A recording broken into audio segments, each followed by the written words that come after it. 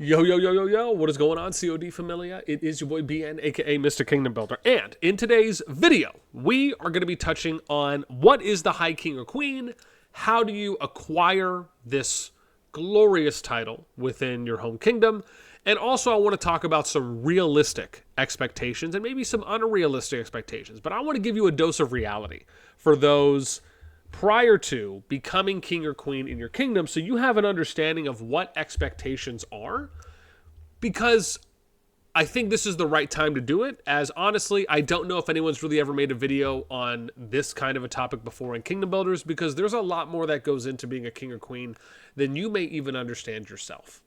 So, as always, before we get started, if you enjoy the content, make sure you give us a because it helps out a lot. So let's start off first by just defining some initial information that we've been provided from the patch notes, specifically as it pertains to the High King.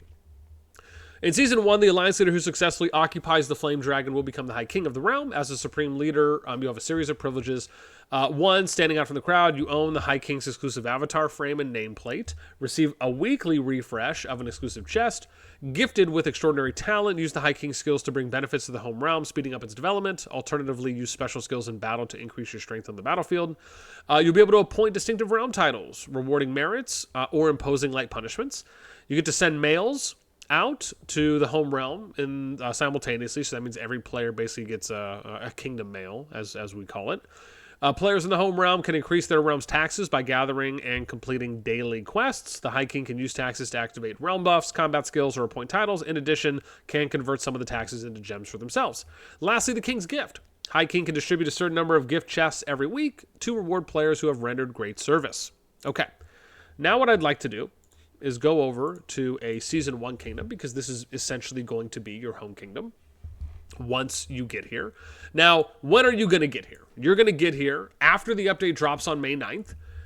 And then if you're in Season 2 and beyond, whenever you come up to that end of season, as long as your timeline is before the home kingdom or the home realm preparation phase, then the assumption is you will be going back to your home kingdom / realm. And then you'll have that opportunity to build, and we're going to do a series of guide videos on this as well that will specifically cover this before the update drops. Well, if not by the time, but definitely before the home kingdom prep phase. So let's get into what are some of the important points to take or to acknowledge as it comes to becoming a High King or Queen in your kingdom. Number one is you need to understand that this position, even though it is similar to being an alliance leader, it is a lot more than that, because you are essentially responsible now, and to an extent accountable, for every single player in the kingdom. You are responsible for every alliance in the kingdom, and again, active players, of course, this goes without saying. And you're also responsible for 2 degrees, and this is, of course, kind of where it really depends on how your kingdom is built, but I always like to say this just because I really believe in it, is that it really comes down to you being unbiased, right? Being objective and not necessarily favoring one alliance or another, right? Let alone your own. Now, obviously, this will, I'm sure, become pretty transparent early in some kingdoms, where some may just not care about that. Some are just like, it's like my germs, mine. And that will happen. And we'll see variations of this as well as we look at how kingdoms are operating. And that's something I plan to do, which is going into each of the kingdoms and seeing how they're being built, how they're being governed, and talk about that, because I think it's fascinating. But that's probably the first big important note to take off. Number 2 is that, and this is kind of a extension of that, is you are the go-to person for all intents and purposes. And why do I say that? Because you have to understand is that a part of being a king or queen in a kingdom is that a portion of it is about visibility, publicity, and accessibility. Meaning that if I'm in game more often, and keep in mind, the majority of players are usually operating and doing things and navigating in game more so than they are on Discord or outside of the game in some other way that is related to the game, right? And one of the things they're going to be able to effortlessly do is they're going to be able to click on this Flame Dragon, and they're going to be able to click on whatever interface is here, click on it, and it's probably going to have your name, right? Whoever the king or queen is, it's going to probably have your alliance. It's going to have something here that says like King Tools or options that you can click on and look at other things. But most importantly, is that it's going to have your name, and there's probably going to be a way for them to click and find your profile, I would imagine. Whether that's going directly through here or through the alliance and then finding your name. And so because of this, you have to almost understand that now when you take on this role in this position, and of course, you can still delegate. There will still be other people within the kingdom, if not hopefully at least at minimum within your alliance, that are going to be willing to help with things beyond just your alliance. However, in being the go-to person, this leads into people that are going to message you. You're going to get contacted by more individuals and or groups potentially outside of your alliance. And this is something that you have to, once again, take with some grace and understand that you're going to have to put more time in as a king or queen versus just being an alliance lead. And we already know how much time people put in as an alliance lead. And so, because of this, just understand that you're going to get messaged probably out of nowhere. There's going to be people that message you that you think to yourself, okay, this kind of makes sense. Like, people are messaging me from active alliances, people are messaging me from my alliance, but then you're going to get messaged from people that you just probably wouldn't expect. Maybe it's like lower powered people in like lesser active alliances. Maybe it's some allianceless players. Maybe it's an officer, right, of other alliances, other active alliances that are reaching out to you for some things, right? When maybe you're like, okay, should the lead be reaching out to me about this? Is this something that maybe they should all be kind of coming to me with? Is this more appropriate for us to discuss in Discord? Whatever it may be. You're going to get a varying degree, a spectrum, if you will, of messages, right? It always happens. Now, obviously, the amount that you will get can vary depending on kingdom activity and engagement from those that are in the kingdom. And it is something that I just always like to let people know of. The next one is that, I don't even know where we're on, 4 or 5 at this point. You're going to be asked to problem solve. You're going to be asked, you are going to basically be internal affairs within your kingdom. Anything from alliances that are about to go at it, stopping civil wars, stopping rogue players before they decide to go rogue, stopping players or alliances from going rogue or alliances from going rogue, right? Or deterring that, troubleshooting that more appropriately, being able to kind of quell defectors, right? Because of maybe poor management, right? Maybe there's situations where some people want to join an alliance that's full, and they expect for you to kick people out of like the top alliance or the number 2 alliance because that's where they want to go. I'm talking anything and everything that you could possibly imagine and even not imagine happening can and may happen. And so I should say can and will happen, right? Just depending on the kingdom. So this is something you have to understand, that you are a problem solver, right? And a big part of the job is just that. You're a fixer, you're a closer, you are solving problems. You are there to, at times, delegate, to at there be a voice of reason, to be a resource, and to be a steward to the kingdom. And that is something that, unfortunately, I think falls on deaf ears a lot of the time. I think most people don't really realize how much goes into this position until they're actually in it. And there's always the chance that you can get more burnt out being a king or queen versus being an alliance lead. The next one is that you will be responsible for managing, to a degree, king and queen tools. As far as title giving, which at the moment, from what we understand about title giving, is that you will probably have to do it the manual way unless they come out with some automatic way, which again, I've advocated for. And if they don't, I'm going to suggest that once it releases and we get an opportunity to take a look at the home kingdom or the king or queen tools a little bit more in detail, and we can read through everything. So that's something I'll be excited to do, and we'll probably do a separate video on that. But you will be required to manage those, whether that's you, if that's you and a group of people, but anything from giving out titles, which is handing them out individually at this point, activating buffs, using taxes, skills if needed, sending out kingdom mails, These are all things that as a king or queen, and then potentially any appointed people that can handle some of these tasks, will be involved in. And you will be, right, required to an extent to utilize these tools and options, because they can really only help out your kingdom in a lot of ways. But it also takes time. And by doing so, you also have the opportunity, well, I shouldn't say opportunity like that. You have the, there's always the potential, the possibility is more appropriate, of that if you make wrong moves or you accidentally do things as a king or queen, it affects more than just your alliance. It affects every player in the kingdom. And because of that, there's also the chance that you can get some backlash. That people will wonder, well, hey, why did you activate this buff? Why not this buff? Right? It's been 30 minutes and I still haven't gotten my title. Hurry it up. These are things that can happen.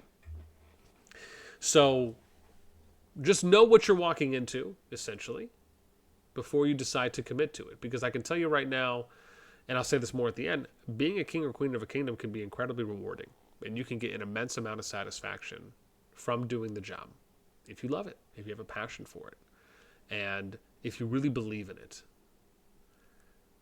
However, at the same time, right, there can also be some darker sides to it. And a lot of it comes down just to how to mitigate, how to manage. The next one is that, and this kind of leads into what I just said, but you're going to be under a microscope more than you are as an alliance lead. Because again, you now are responsible-ish for more people than just your own alliance members, than just your own management team, than just beyond yourself. And that's something that can bleed into what I was saying before, on that you can be criticized more often, or just more than maybe you're not, or some. We talked about how this is different than leading an alliance, and it is in a lot of ways, because you have to almost kind of switch your brain a bit from thinking about what is in the best interest of my alliance versus what is in the best interest of the kingdom. And that can be a lot, because most people, in my experience, are trying to figure out the nicest way to say this, are just not prone or not wired initially to think like that if they've never thought about doing that kind of a job before, or if they've never been in that kind of a job before. In most cases, on average, it is usually alliance first, kingdom second or third. And in this case, a king or queen really should be kingdom first, right? And, you know, player second, alliance third, or alliance second, right? The next one is that there will be, and we touched on this as well, but there's going to be more pressure on you in this case compared to running an alliance. And that pressure is going to be felt from a multitude of different areas.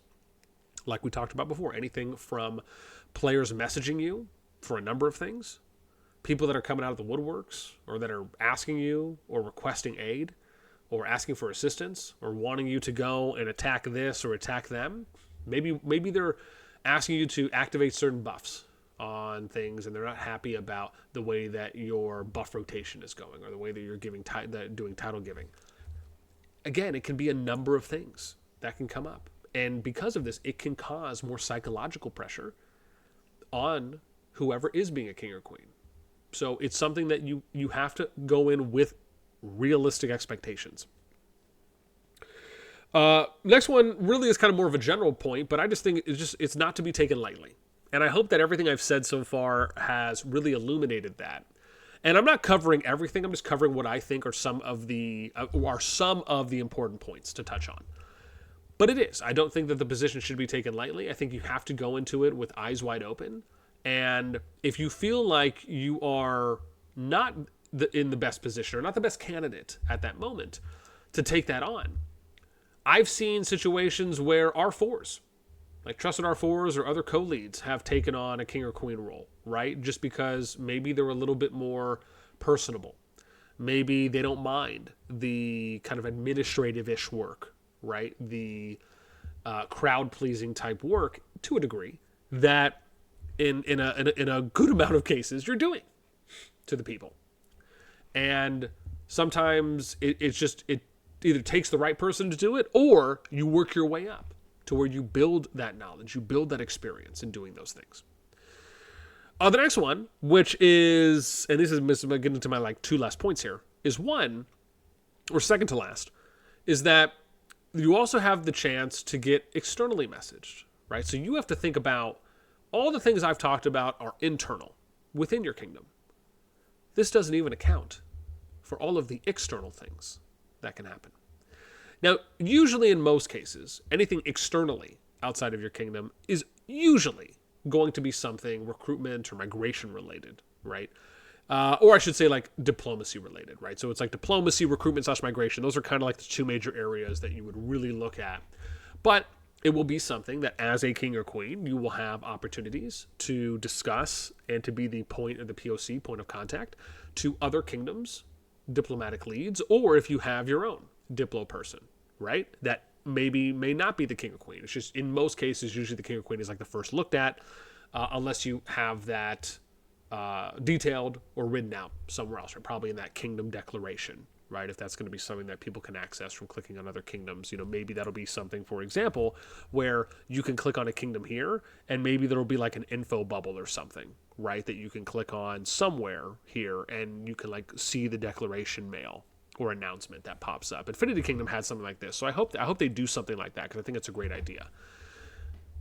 But that is something that can happen. You can have groups, players that will reach out potentially to you first before they maybe reach out to someone else. So just things to keep in mind.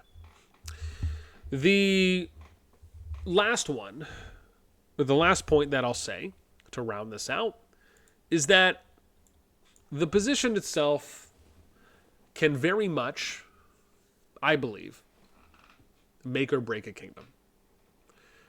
This is a position that you can have be ran in a few different ways.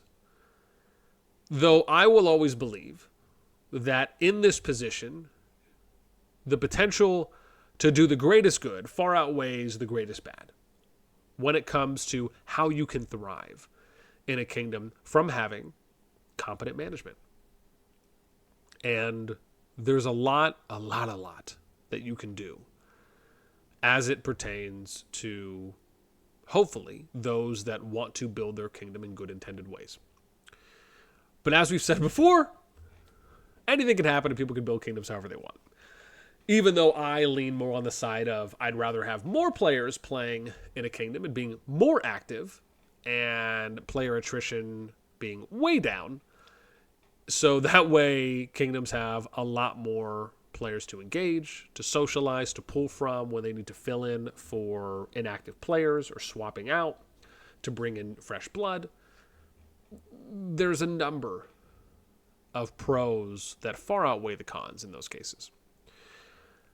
So with that in mind, I think that is going to do it for me.